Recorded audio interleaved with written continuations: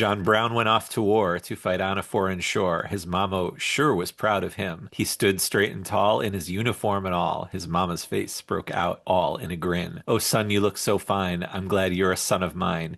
You make me proud to know you hold a gun. Do what the captain says. Lots of medals you will get, and we'll put them on the wall when you come home. Welcome to Songs of Experience, a Bob Dylan podcast where we explore the man and the music one song at a time. I'm your host, Henry Bernstein, and I'm thrilled to have my friend and colleague, Professor Extraordinaire Jon Lasser, here to talk about one of Bob Dylan's oldest songs from the 60s, but not widely seen until 1994, John Brown.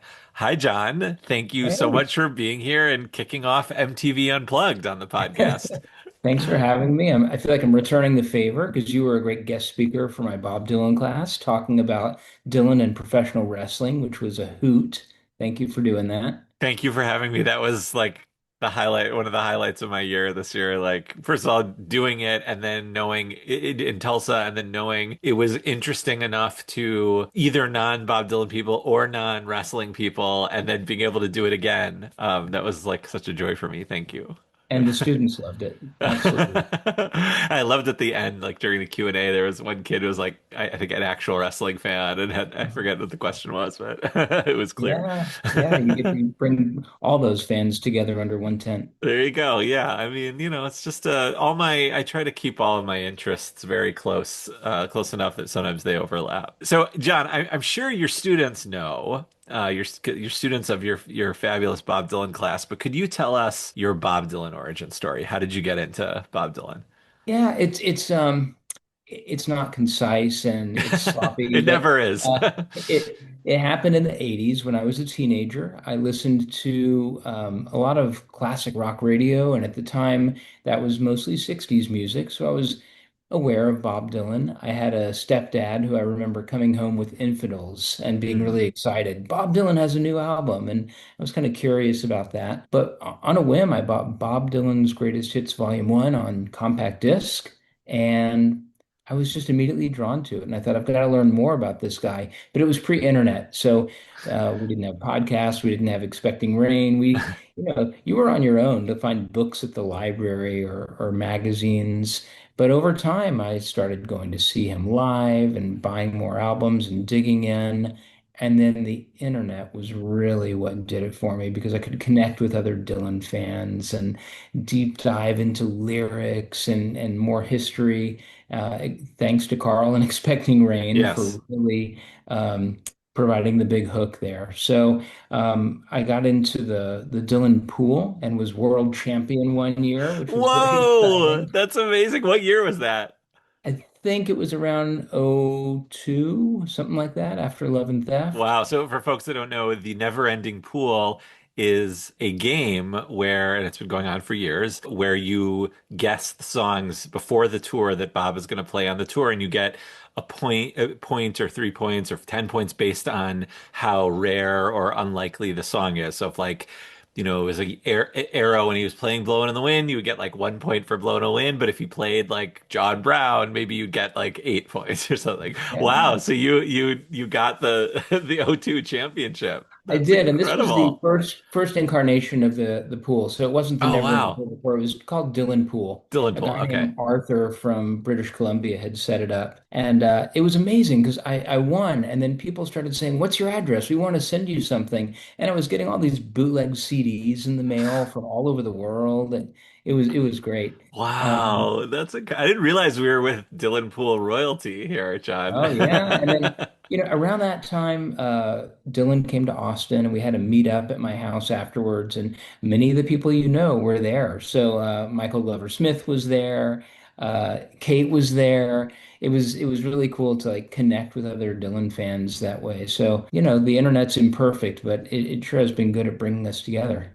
It's so funny you said that because for me, early internet, I associate early internet with early Bob Dylan Mm. learning too. Like Expecting Yeah, Rain was an incredible resource for me in 2001, 2002, and then in 2006, Kate and Caroline's Bob Dylan fan club page, and the sort of road diaries of 2006. And yeah, all that, those early years, it's like as soon as the internet came to be. It was like, oh, this is the perfect place for Bob Dylan people. Sure. Well, freaks of all stripes could find Yeah, each other yeah, suddenly. yeah, absolutely.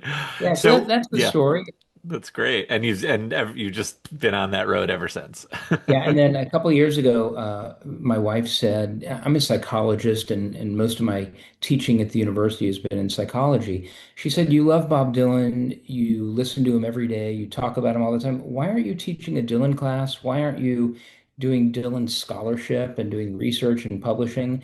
And I said, that's a great question. I think I should do that. So I proposed a Dylan course. I'm not the first, Dylan courses have been around for a long time. My university said yes, and then World of Bob Dylan happened in the archives. So I started doing research and writing and publishing, mentoring students. I have a student who is becoming kind of famous in these circles, Mason Moreno, and Yes, he, Aaron's most he and I recent worked on the guest. Dylan Shepherd tape project Yeah, together, and so that's taken off as well. that's amazing. What is the name of your course? It's called The Art of Bob Dylan, Aaron and it Bob has Dylan. some sort of subtitle, but it has maybe, I can't remember, something about intertext and appropriation. So we Hmm. we talk a lot about that.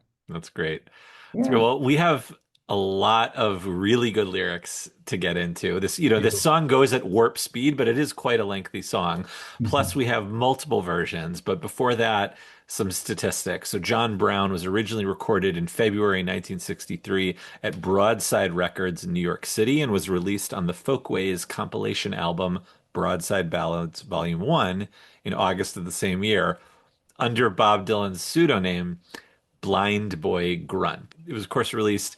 He performed it on MTV Unplugged in New York in 1994, and it was released on that. And that was sort of like the first major official release. So, John, why this song? Why did you pick this song? And where does MTV Unplugged live in your personal Bob Dylan listening history? I mean, I remember when MTV Unplugged, Bob Dylan came out. I was so excited about that. And that was my first exposure to John Brown. I didn't know about John Brown prior to that. And I thought, oh my gosh, what is this song? And why did he pull that out of all songs?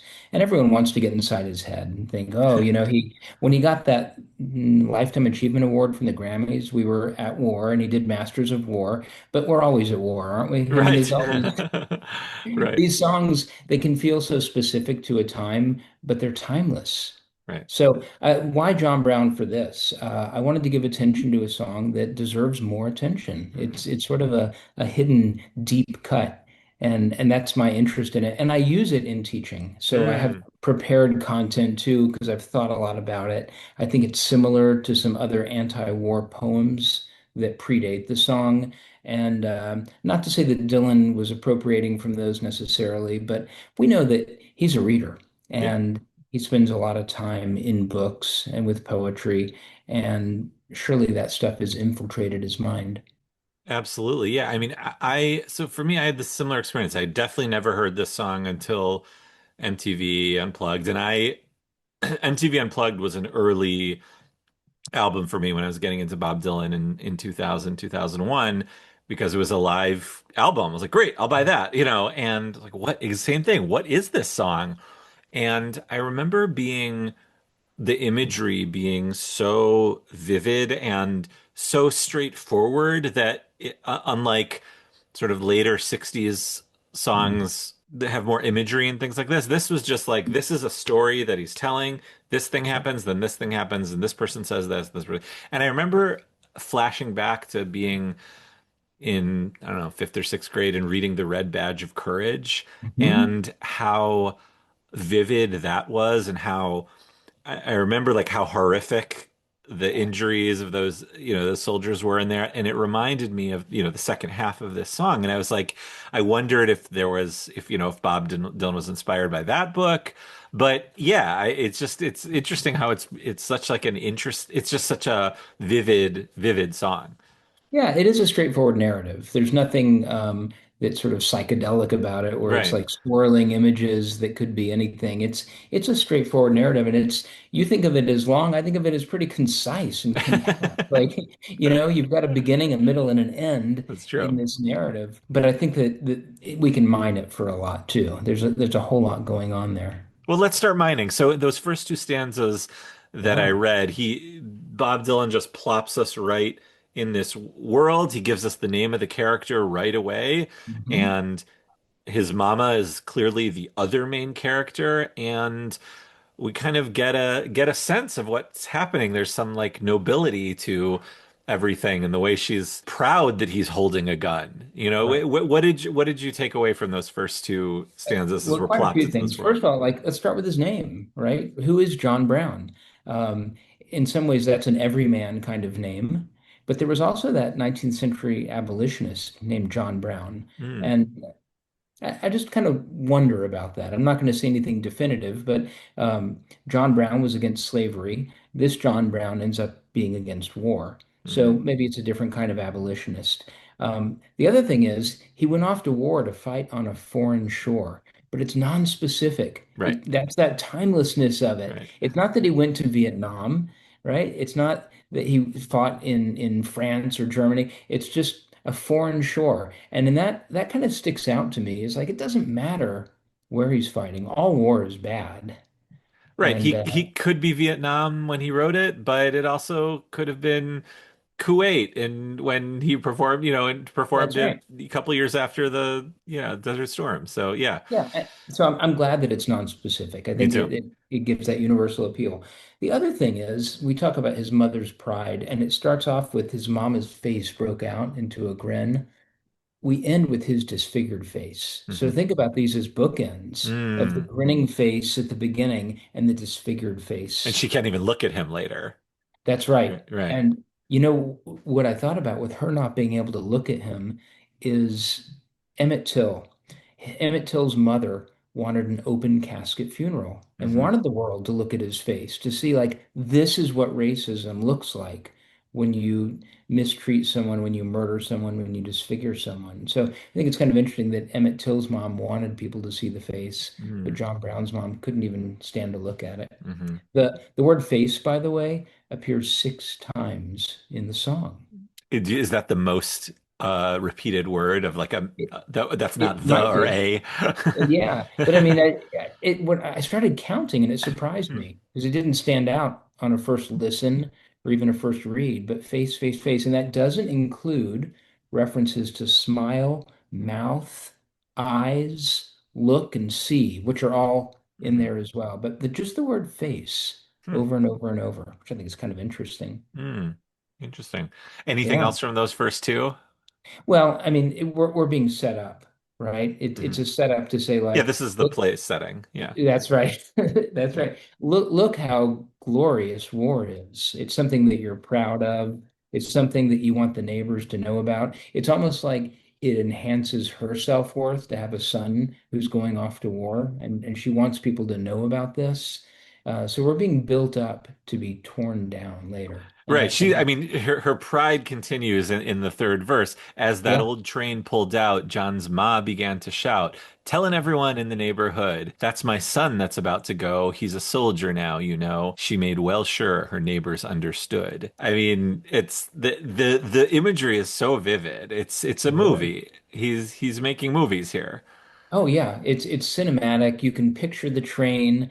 You can picture her. I don't know what she looks like to you, but she looks to me like Professor Umbridge in the Harry Potter Yeah, movies. sort of matronly and proper. Yeah, Uh-huh. exactly. Yeah, she had like a brooch, and I Yes, and a pictured little her hat. like like waving a handkerchief while wearing white gloves at him. Yeah, but that's a great bit about she made well sure the Yeah. neighbors understood. Like she's going out of her way. She's expending energy. It's not enough that her son is going to war. She's going to go around and tell everyone. Right. You could see her kind of bragging Yeah, a little yeah. bit. She got a letter once in a while, and her face broke into a smile as she showed them to the people from next door. And she bragged about her son with his uniform and gun and these things you called a good old-fashioned war. Oh, good old-fashioned war. That good old-fashioned war stuff to me reminds me of with God on our side, Say that more. every generation wants to believe that this is a Mm, good war and that there's something noble about it, that there's something that's sanctioned by God. This is God on our side. We're on the good team. They must be on the bad team. mm. Uh, and a good old-fashioned war is like this is a time-tested tradition. where we do this every so often, and we know how it's going to end. It's not Right. going to end well. So Right. how can she believe there's anything good about it? I wanted to just say something because it came up here. We'll get into the different versions in a moment, but here in the I'm taking these lyrics from the official Bob Dylan, bobdylan.com, his official lyrics. And there's always it's a funny thing, Rob Kelly always used to point this out on Pod Dylan, the times when either they get the lyrics wrong on the site or there's intentional they use a live version or just a variation that he wrote but never sang. Like it happens all the time. So here the repeat "Oh Good Old Fashioned War," which Dylan does several times throughout the song, we'll get there in a little bit, on the MTV Unplugged version, and since then he doesn't do that. He Right. just he doesn't do that. So I'm just sort of wondering what you think about that, if that's just a style thing or if there is something, but maybe it's more like a folk song kind of thing, a traditional I think thing. that the latter for sure, that folky kind of thing. I also it makes me think of Brownsville Girl, New Danville Girl on the Springtime in New York, where there's sort of like a whole bunch of oh yeah, oh yes she did. It's I think he realized, okay, that was superfluous. We Uh, we really don't need all of that emphasis. The song kind of speaks for itself. I kind of like it. I you know what I have here is the Christopher Ricks edited lyrics. Do you know this of giant course. Yeah. giant thing? And I was looking at John Brown, and of course they have all the lyrical variations and stuff. And in this version, they do have the original repeating, "Oh, a good old-fashioned war." And there's a couple of little footnotes we'll get to Okay. later about things that he changed. But BobDylan.com cannot be trusted Oh, for of course if not. No. if you want what's on the album, don't look there. Sometimes I'll go there for class when I'm preparing for my students, and I'll print it out and I'll make sure to include like first time played, last time played, number Uh, of times played. And as we're listening in class and going over the lyrics, the students will scratch their heads and yeah. they'll start to wonder, well, what's going on here? And I'll say, it's BobDylan.com. This will happen sometimes when even just like in the moment on this podcast when I'm reading the lyrics and then Yeah. I kind of like catch myself. I'm like, huh? He doesn't say that. So, because like you and I know these songs so well from listening to them, not from reading, and that's what Bob Dylan wants. He's That's right. he said right, these songs are meant to be heard, So, And I'm not sure what his attitude about all this is, but I was in the archives once looking at stuff, and there was something from like the publisher saying, "Hey Bob, can you check on the lyrics to these songs?" And his response, handwritten on this typed request to him, was like, "Yeah, sure, but can you do me a favor and try to find everyone who's converted from Judaism to Christianity over the years, going back to maybe the 1500s?" It's, what? it's like I know it's very strange. I'll have to share you the actual. I like had to Yeah, copy because you can't photograph anything now. right, But it showed to me, at least in that moment, how little regard he had for whether the lyrics were correct right. in the published version. He just wanted to do this other project. Right, So right. They're correct in the way he sings the song. That's correct. that's right. And That's right. And that and changes every time he performs a song. And are we glad that it changes? Because it enriches the whole experience. I mean, Absolutely. To Be Alone with You, Shadow Kingdom version is so wonderful. I won't steal thunder from whoever's doing that song later on your podcast, but I'm just grateful for those changes. Oh, absolutely. What do you make of, so this is the second time in just four verses where it says gun. What do you think about how clearly this specific aspect of her soldier boy is important to Mama, is important to the mother. So like, is it that that's what makes a soldier, having the gun? I think so. I mean, we know that in wartime, some people serve in non-combat capacities, but that doesn't bring glory. I mean, the whole Hollywood trope of being, glorified as the Purple Heart, right? Injured in combat, or that how many did you take out of the enemy? That kind of Right. stuff. It's not like I sat at a typewriter at a desk during the war taking inventory of our Right. supplies. Right. It's There's like no the glory in that. Klingons, today's a good day to die, right? Like they Yeah, that's right. Perhaps today is a good day to die. it's not Yeah. So, honorable if you if you don't die in right. battle, right? Yeah, so the glory comes from the gun. Mm, He's mm, doing whatever this good old-fashioned war is about, and you know he is because of the gun. I hadn't thought mm. about the repetition of it. That's great. And then later his face is all shot up. Right. So the gun is turned on him. Right. Right. Yeah. Why do you think this song wasn't included on Freewheelin' or Times Are Changin', which with all, with the different protest songs? Yeah, I don't know why it would have been excluded because I think it's as good as anything on Hmm. those albums. Uh, Dylan had a knack at that time for taking an issue and expressing things in a way that no one else could possibly do so concisely and economically. I mean, Blowing in the Wind is a great example. But I think at the time that he did this, he was already walking away from it. I think he had one foot in John Brown and one foot off into the next direction. Hmm. So he probably didn't have a lot of attachment to it. Now, why did he bring it back years That later? was my next question. What do I you, don't know. uh-huh. I don't know. I mean, the whole idea of Dylan Unplugged was kind of funny because Dylan famously plugged in. So the Unplugged franchise existed separate from Bob Dylan, right? Right. Nirvana did Unplugged, all these different bands did Unplugged, but it was particularly funny to me that Dylan, who famously plugged in, would unplug Right. for this show. So I think that this whole confounding expectations role that he's played, you don't expect him to come out with John Brown. You expect, like a Rolling Stone, which he did, maybe Blowing in the Wind. Maybe he would do, something else predictable. But then John Brown and Dignity were Yeah. two big surprises, I think. It just, yeah, it just comes out of nowhere. Like you get this, I remember getting the CD and I'm like, is this a new Bob Dylan song or was it Right. new in 1994? It's amazing. And I mean, that version is, if I close my eyes and think about this song, that version is what's in my head. So let's talk about the different versions. So I'm Okay. talking about officially released, we've got the Blind Boy Grunt Folkways version, which I mentioned, MTV Unplugged, Live at the Gaslight 1962, Bootleg Series 9, Whitmark demos, Bootleg 18, the most recent, Through the Open Door, and of course, all of the live versions not officially released, which we'll get into the live stuff in a minute. Yeah. What is your favorite, and what to you is the most definitive version? I do like you have that unplugged in my head because Hmm. it's my first John Brown, so it's Hmm. always kind of lodged in there. But then once I realized, oh, this is an old song, got to listen to I really like the Blind Boy Grunt because I Hmm. feel like that's when it was new to him, right? Hmm. Later versions are great and they're exciting, and I love some of those. He did it during the G.E. Smith years, didn't he? Yes. Yeah. So Yeah. yeah, we'll get into the Okay. all the live stuff in a little Yeah, bit. but to Yeah. me, both Unplugged and Blind Boy Grunt are the ones that are if I want to listen to John Brown today, that's what I'm going to pick up.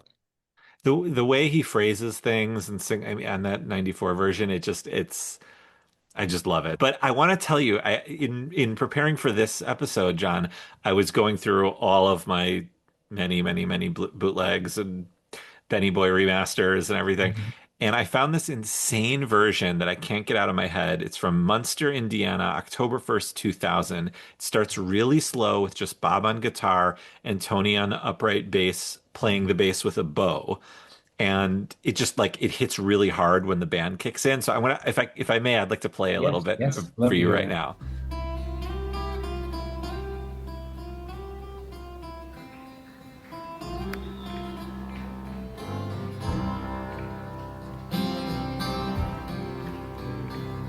John Brown off the wall, to fight on the foreign shore. His mother sure was proud of him.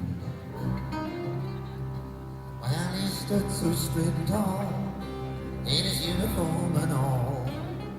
His mother face broke out into a grin. That old train pulled out. Here comes the band. Just Bob began to shout, telling everybody in the neighborhood that's our son that's about to go. He's a soldier now, you know. She been west. Isn't that great? It's wonderful. I Isn't that think haunting? that slowed down version, it demands your attention. It says like, I've got a story to tell, Yes. It's and you in many listen. ways it's even more cinematic. Yes. It And kind of like more eases you into more it. more melodic too. Yeah, Like yeah, yeah. I think that there's a bit of a drone to the Blind Boy Grunt version where it's sort of all staying in. We should have Stephen Rings here and have him talk Yes. about like but it seems like it's all in a really narrow range. And Yeah. I'm not a musicologist, but this one I can hear the notes up and down and He's doing that uh, thing that I've talked about before where he's sort of harmonizing, even though he's singing the harmony instead of the melody, even though there's no one singing the melody. That's uh, the Bob Dylan thing. Yeah, oh, and it's beautiful. Tony's doing the drone. Yeah, that's a Mhm. that thing. Yeah, the bowing is great. This arrangement stays for a couple years after that. There's also you should check this out later. November 15th, 2001 in Washington, D.C. I mean, there's just like, and I can share all the Yeah. different versions I love, but it's clearly a song that he, I guess, is important to him, or he enjoys playing, or I mean, because to just completely work this up into a new arrangement is so wonderful. Imagine you're in Munster, Indiana on October 1st, 2000, and Bob Dylan busts out John Brown. You hear the crowd pop at the beginning there, you know? That's incredible. Yeah. Yeah, I mean, there's this big inference though that like this must be important to him. Maybe he says this needs to be important to you. That's why I'm Mm, playing it. Who knows? I like that. I Yeah, like I don't that. know. I think it's incredible that you've tracked all these different versions. You did your homework. It's very easy homework. I get to listen to Bob Dylan. Yeah, that's Um, right.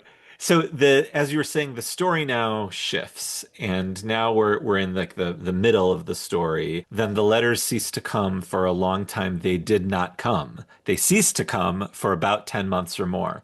Then a letter finally came saying, "Go down and meet the train. Your son's a comin' home from the war." She smiled and went right down. She looked everywhere around, but she could not see her soldier son in sight. But as all the people passed, she saw her son at last. When she did, she could hardly believe her eyes. I guess he didn't want to rhyme eyes and last. Yeah, why not? Oops. Well, we got all those facial features too, with Yeah, eyes and yeah, looking and things like that. And at first, you wonder when the letters aren't coming, is he dead? Like, right. is he gone? Which he can't be, right? It's John Brown. He's got to return. Um, but there's a smile on her face, and it's about to fade, right? She's there. There's a smile. Where's the smile? When she's looking around She before she smiled and went right down.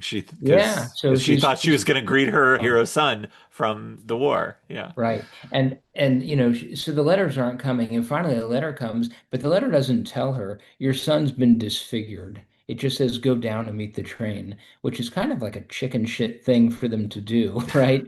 We're not gonna tell you what happened. Just go to the train, you'll find out. Yeah, I feel like, in those movies and books about like the Civil War, for whatever reason, I always imagine Mm, this as the Civil War. I okay. know, I don't know if the timing works quite right, but I think what happens later, it just, I don't know. When he has a face just like mine, it just, I don't know.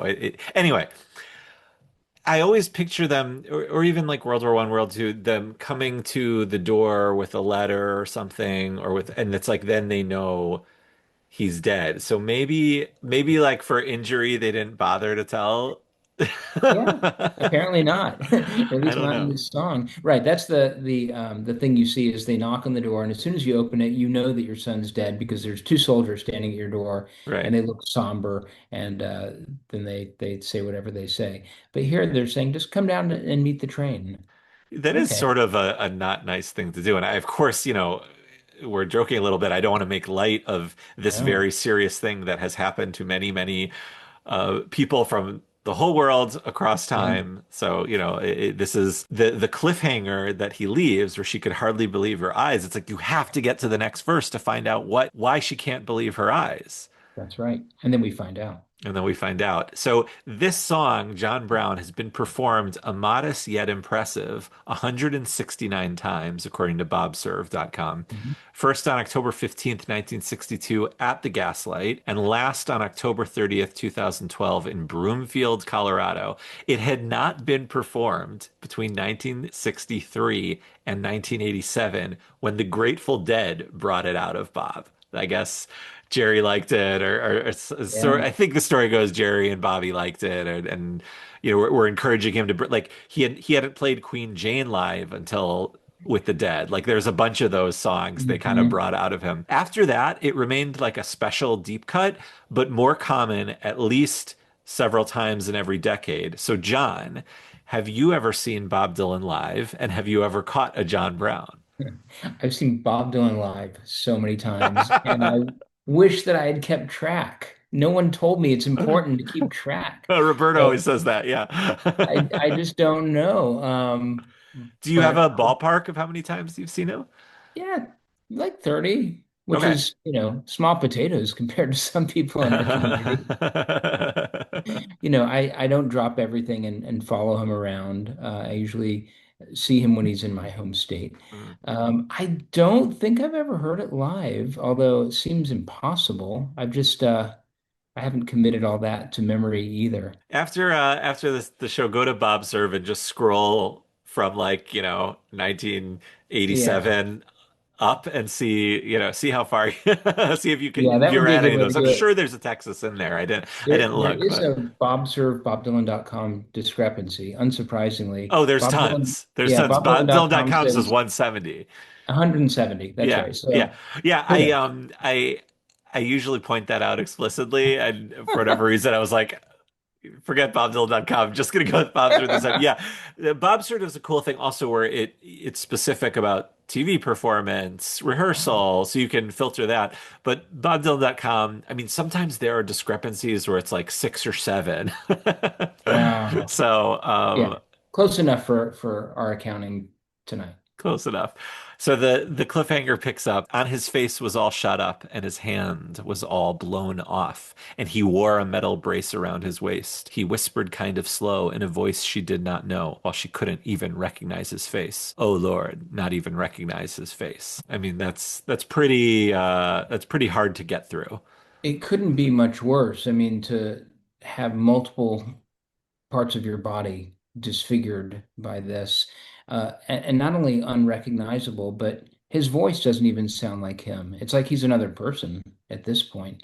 And you can imagine all the color dropping from her face as Yeah. she sees him because she was prepared to celebrate, maybe to show his medals to the neighbors. And of hmm course, we'll get to what happens with his medal later.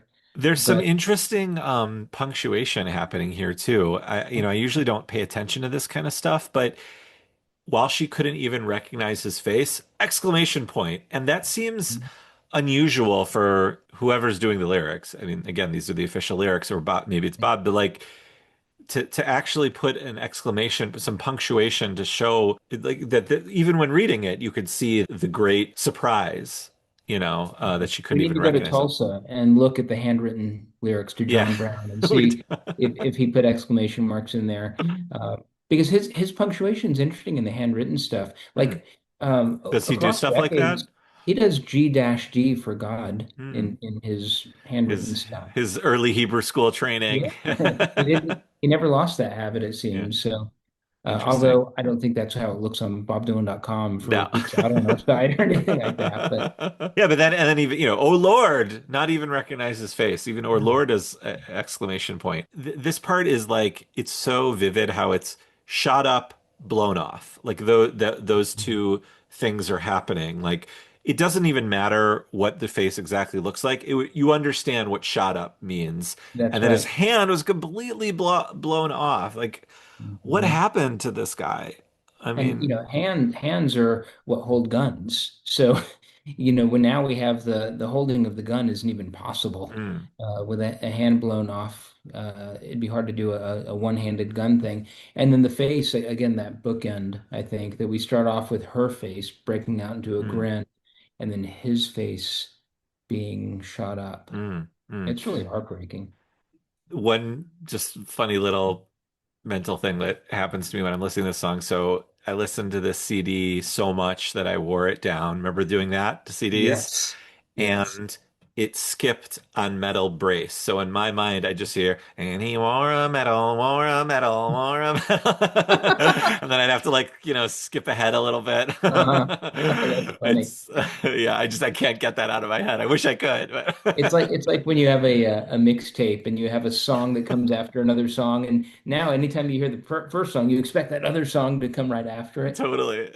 Yeah. Totally. Oh, tell me, my darling son, pray tell me what they've done. How is it you come to be this way? He tried his best to talk, but his mouth could hardly move, and the mother had to turn her face away.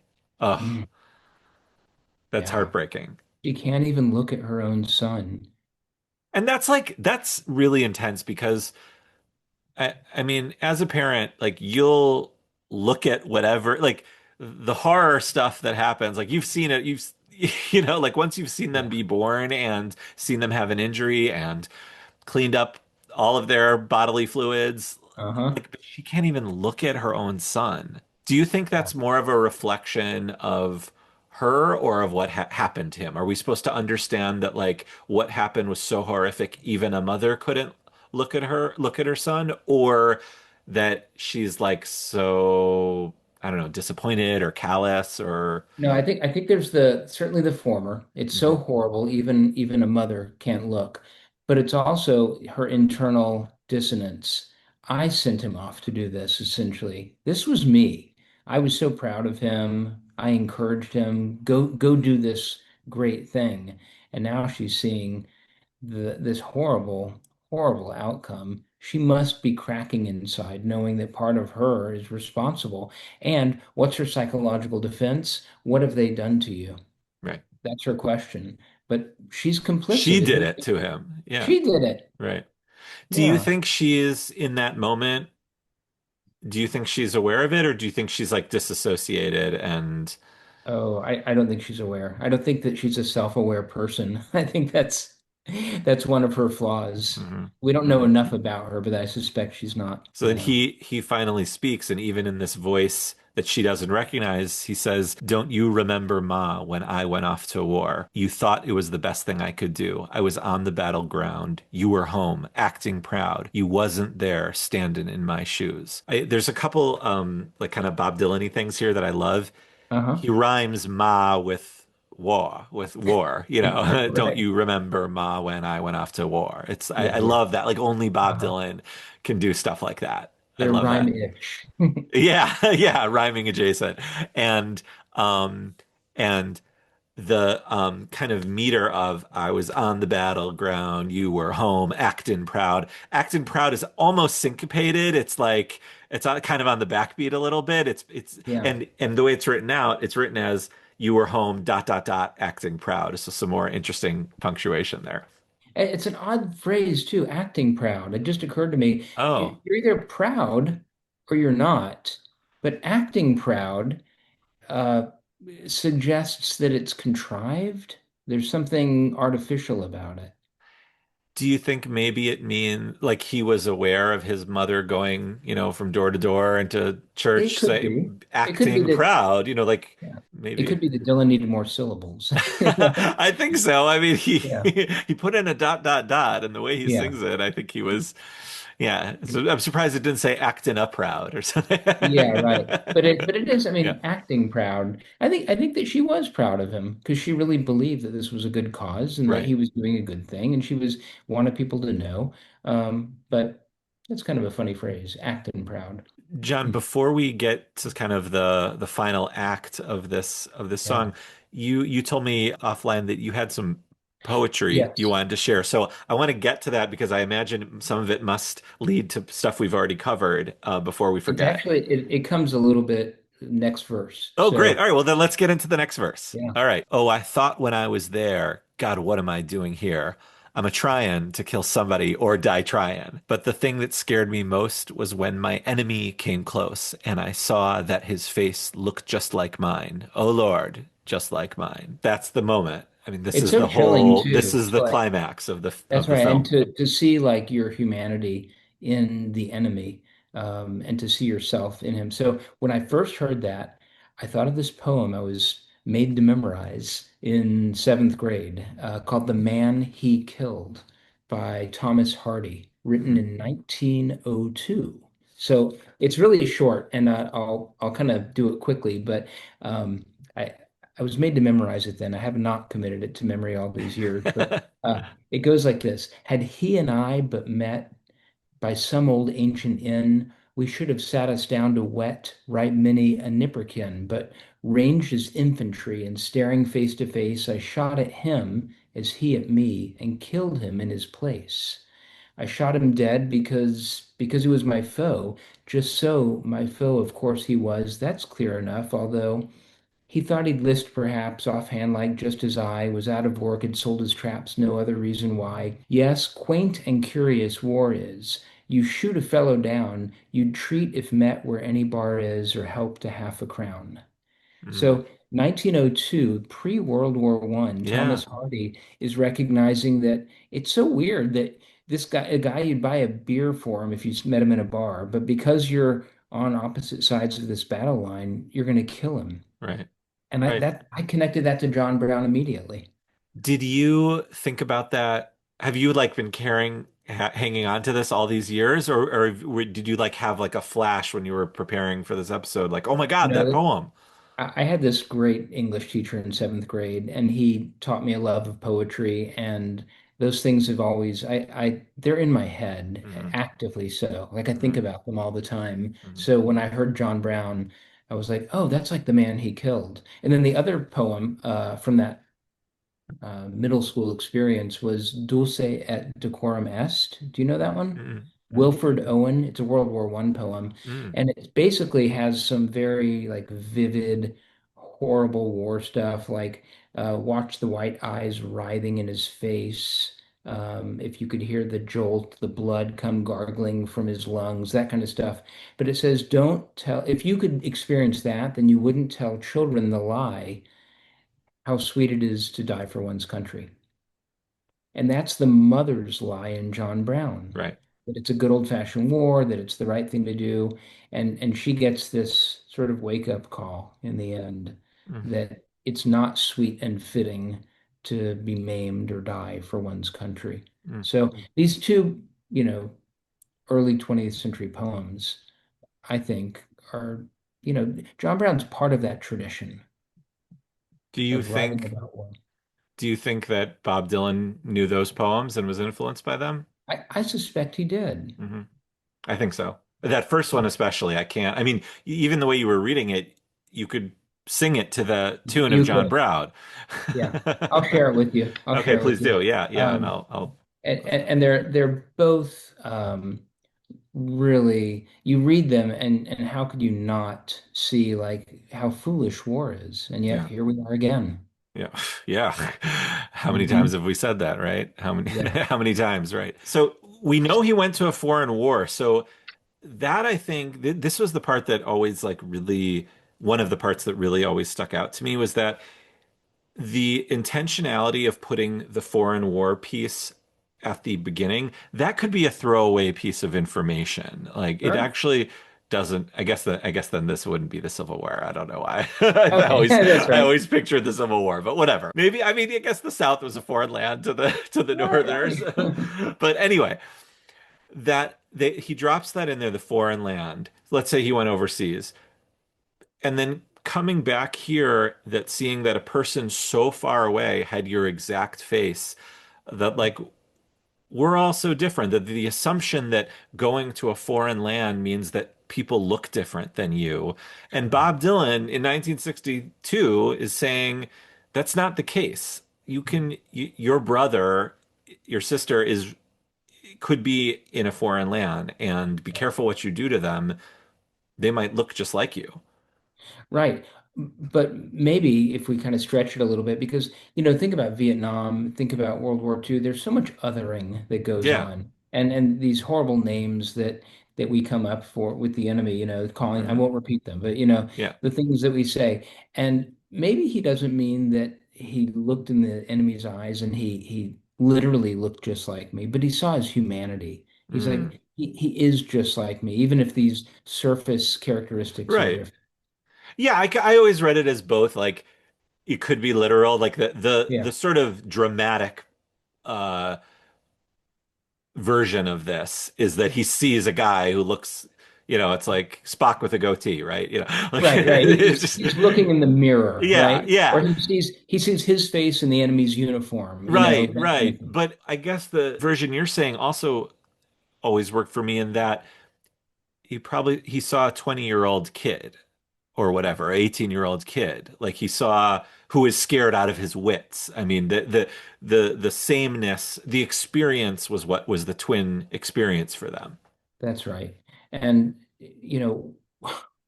that's probably not soldier training to like look for the humanity in the guy you're shooting at. Right. Imagine that he's you, Right. right? It's just the opposite, Right. you know? Yeah, it's a really, I mean, that's a really brutal verse. And I couldn't help but think through the thunder rolling and stink that I was just a puppet in a play. And Mhm. through the roar and smoke, this string is finally broke, and a cannonball blew my eyes away. Oh, well, I'll save the last verse for a minute because there's Yeah.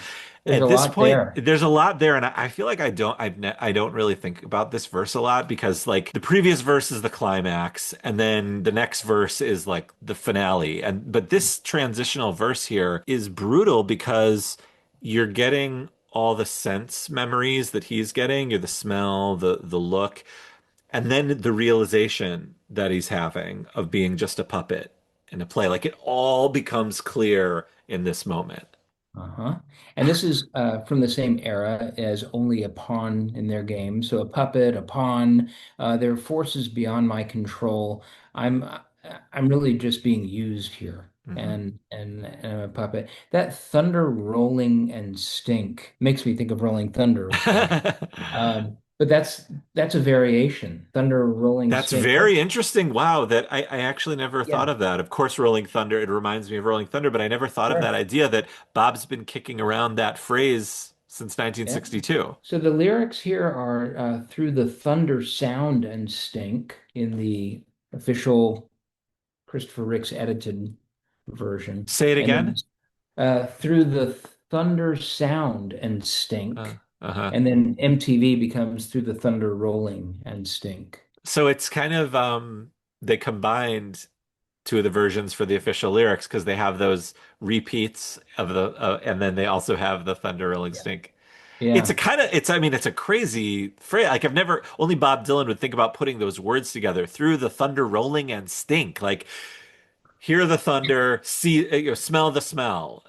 It's a Right. lot. Yeah. It's a multi-sensory thing and it does not roll off the tongue easily. It those things are hard to remember too. Mhm. When they're so layered of imagery like that, it's like, wait, what's going on here? And then you're still getting some of that sensory stuff with the roar and smoke. He's combining two sentences at once. I Yeah. think I would say to give the feeling of just the overwhelming sensory experience that is war. Disorienting as well. And having your eyes blinded too. So your senses are cut off and senses are being flooded at the same time. What does the string is finally broke mean? The puppet Well, string? the puppet string, yeah. Oh, okay. Yeah, I think. I don't know. What do you think it could be something else? I was it didn't even occur to me until this moment because Oh, when I asked it because I never again I never really pay attention to this verse as much, which I should. yeah. But I guess yeah, the puppet in a play, the string is finally broke. I Yeah, guess but I when mean, the so it's spring breaking is also like the other shoe has fallen, or the levee something. broke, like it Yeah, yeah, crossed the something is. Rubicon. You can't go back, basically. That's right. Okay, That don't look something has back. been split. Got it. Um, wow, that's really intense. There, we've got roar, smoke. We've got eyes blown away, Mm, stink, and mm. sound of thunder. Yeah, Yeah, and then the cannonball blew my eyes away. Like, like he's just telling his mom in that moment why he looks like that. But he had to kind of build up to all that with first so she could understand the horror. It wasn't like he, tripped on a landmine or something. Like, right. there's a And whole isn't story the isn't here. that Shakespearean though for like the blind guide to be the wise one, Yes. who can see all in Yeah, spite very of his, Oracle-esque. Yeah, very Greek yeah. mythology too. Yeah. Yeah. Because John Brown is delivering the message in the end, Right. right? Right. He's the one that says this is what it's really about, and you were misled, Ma. Ma, yeah. As he Mhm. turned away to walk, his ma was still in shock at seeing the metal brace that helped him stand. But as he turned to go, he called his mother close, and he dropped his medals down into her hand. I mean, that's it. I mean, you get That's it it. right there. That's the message. You were so proud And of me. yeah, This is what you wanted. Here you go. You take them. uh-huh. They were for you. Yeah. Hmm. I hope it Yeah. was worth it, kind of. Is that sort of what you're? That's exactly how I Yeah. read it. And everything you just said is in there without being explicitly said. Mhm. You know that's what he's saying. And that's the gift of Dylan's poetry, is that he conveyed all of those sentiments right there, which are so rich. I mean, I kind of got chills hearing you say it, as if you were like you were Ma and I was John Brown. Like, that's what you wanted? Here, Yeah. take it. Yeah. Oh. Yeah. It feels. I mean, he turns to walk like he's kind of done. He tells her the story, Hmm. and and then he kind of sees his ma being in shock over what he looked like, and then decides to call his mother in close. Hmm. Like it's sort of like a I don't know, like he could have walked away, but he really wanted to get that message to her. Yeah, and forgive me for beating this word over and over, but cinematic. Yeah. You're at the train station, he Yeah. turns, then he comes back. The scene is perfectly played out. And there's also that asymmetry of his hand blown off and the metal goes in her fully functioning hand that was in the comfort of home, uh, pretending to be proud or whatever that Acting acting proud. Yeah, proud. yeah, Yeah. yeah. Yeah, Yeah. I mean it's it reminds me also when I see it in my mind, like it's not just cinematic, but also like I could see this as a great play. Oh, yeah. Like you couldn't you see him dropping the turning to go and then he drops the medals and then the lights go black in the theater. Yeah, yeah. A play in three short acts. Yeah. Yeah. Yeah, the beginning, the middle, and the end. Yeah. Oh, Someone should yeah. do that. Maybe so. Yeah, let's write a play about John Brown Okay. called John Brown. I Another mean, side project. yeah, I mean, I could even see this, sort of even as a one act play or a one person play of someone just acting out what's happening here. I I'm mean, I kind mean, of kind of glad that it wasn't a music video of this song though. So many music videos ruin the despite it being experience. on MTV. Right, It was yeah. literally on Yeah. MTV. Yeah, the music video for this is amazing. It's a bluegrass song. That's right. Yeah. Yeah. I guess Yeah. MTV kind of ceased being MTV by that point, though, right? Hadn't it become something else by No, in 94? 94 it was all videos. I mean, Oh, this it is was? this is like Okay. the heyday. Yeah, this is Yeah. pre-reality TV. This is before Real World. And I mean, Real World might have started already, but other than that, no, there's a lot of video. I was watching Okay. MTV a I'm older lot. than you, so I Yeah. was like, you know, um, 14 in 1984. So Okay. like, I remember when there was no MTV Unplugged. It was just videos. There were Yeah. no shows at all. Maybe MTV News came on Uh-huh. after, but yeah. Yeah, I mean, what do you think about his mother at this point? Like, do you think she like got what she deserved? Do you feel sorry for her? I mean, now she sort of has to live with this guilt in Yeah, many I ways feel that's no. almost as bad as what he has to live through. Regardless of her behavior, her attitudes, her feelings, it's tragic, right? I mean, she's got this son who will never be the same, neither physically nor psychologically. Hmm. And that's heartbreaking in and of itself. But now we have this added layer of she's complicit. She was part of the effort to send him off. And now she's injured too. She's psychologically damaged from the whole thing. So there's no good to come from this whatsoever. Mm. And does she deserve it? That's not for me to decide, right? Hmm. That's between her and her son, and I hope hope they work it If out. they were So good. Do you think that? he, I mean, obviously he did what he needed to do for himself, but do you think that was the right thing to do, or should he just have walked away? You know, it's hard to put myself in his shoes. Um, uh, I can imagine him in that moment. I can identify with his resentment. I can identify with his bitterness. I can identify with the anger because we've all kind of been in situations that were just a fraction of this, where Hmm. someone encouraged us to do something and it probably wasn't in our best interest. Maybe it was serving them more than it was serving us. And it didn't go well.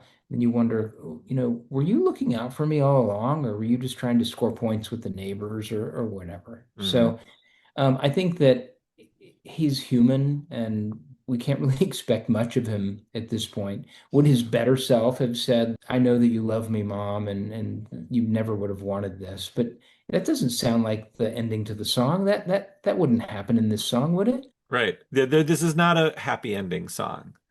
No. Or, and I like that there isn't that there's resolution, but it's left open-ended. Yeah. I think there are anti-war songs out there that almost literally say war is bad, and those songs have a place, but I like that Dylan doesn't do that. I like that Dylan's anti-war songs are narrative in nature or ask questions of us, like, is God on our side? Is there Mhm. such thing as a good war or a just war? Um, Or he's I asking. hope that you die and your death comes soon. That's pretty direct. Yeah, so that one is pretty direct. And you listen to interviews with him though, and I've heard, I don't know where this, how to source this, but he said like, I'm not a pacifist, and I believe a country has a right to defend itself, but Masters of War is about the military-industrial complex and the profiteering. That's what that song is aimed at. Mhm. And but yeah, that I hope that you die is pretty direct. But Yeah. often I think he's asking us to be part of the conversation. And that's what I like about it. Like Mhm. he's asking us, what do you think about John Brown's actions in the end? What do you think about his mother? What do you think there is such a thing as a good old-fashioned war? Instead of just telling us what to do or what Right. to. Yeah, I think for sure Bob Dylan is making a commentary when he says good old fashioned war, like he's sort of putting his finger quotes in the air and being like, Yeah. elbowing you, good old fashioned war, like he Uh-huh. knows there's no such thing. And but people thought had that image of it. And And still the do. yeah, oh, for yes. Absolutely. Yeah, Yeah. currently in this moment right now. Uh-huh. Yeah, and then like the bookends of that with the putting the medals in the hand. It's like this is what good old-fashioned wars bring. They only bring death. They even That's right. sure, maybe there's a version, maybe there is such a thing as a good old-fashioned war, but in the end all it brings is death and destruction. That's right. And people will always turn to like World War II as like, well, look, we stopped Hitler, right? That was a good war, the Great War. But it kind of casts a shadow over all the suffering that, lots of civilians died, Hmm.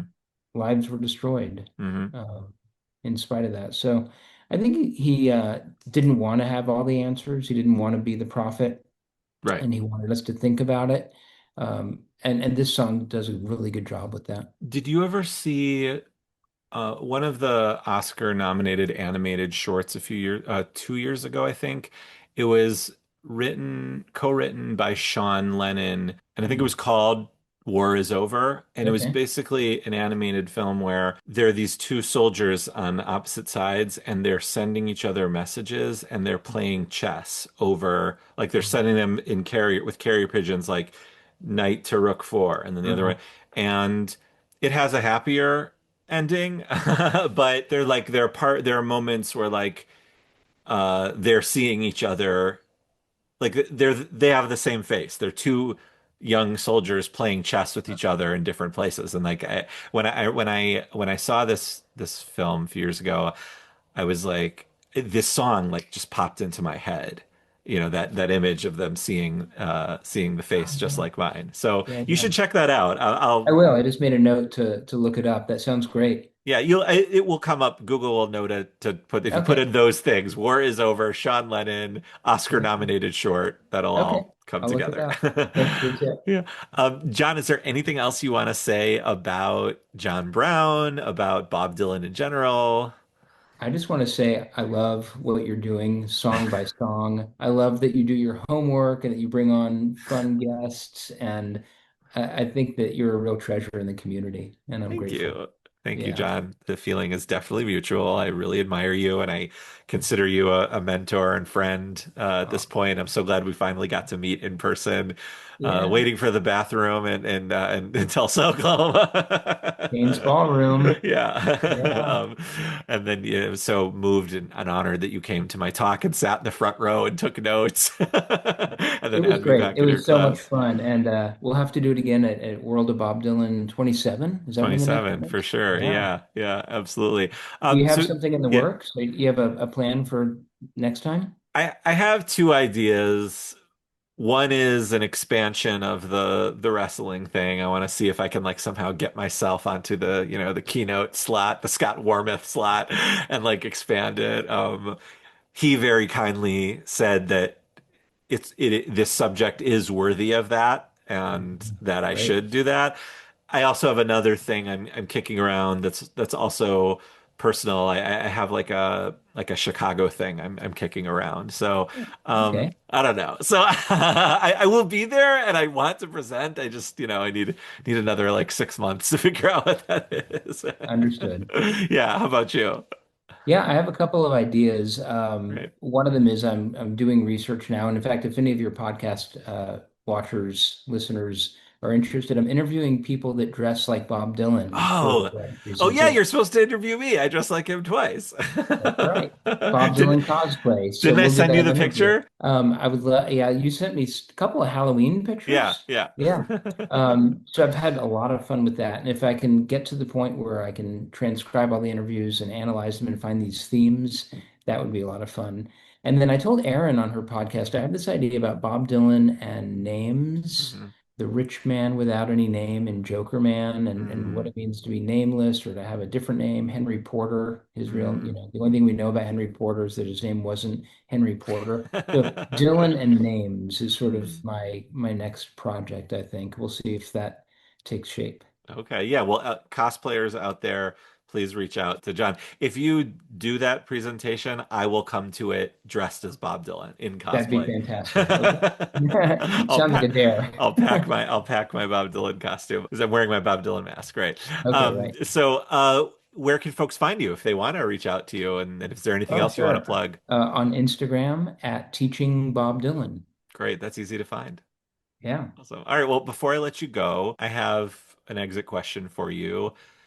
You're going, maybe you've done this already, but you're going to introduce your Bob Dylan class to John Brown, but that's the first song they're going to get. Which version do you pick and why? Oh, they're going to get MTV Unplugged because that's the version that's near and dear to my heart. Perfect. Yeah. Perfect. Great choice. Well, thank you so much, John. This was great. Thanks, Henry.